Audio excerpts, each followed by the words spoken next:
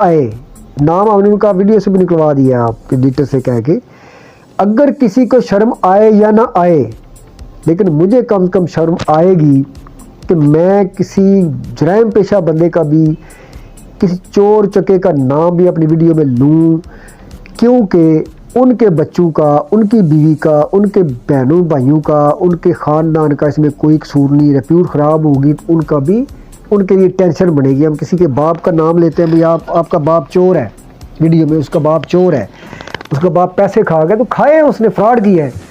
लेकिन वो बच्चे जब सुनेंगे वीडियो वायरल होगी तो उन बच्चों को शर्मिंदगी होगी।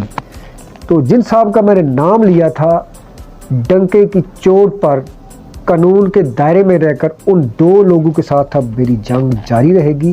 मैं भी मुतासरीन में शामिल हूँ, लेकिन उनकी औलाद से अगर कहीं पे नाम उनका मैंने लिया है तो उनकी औलाद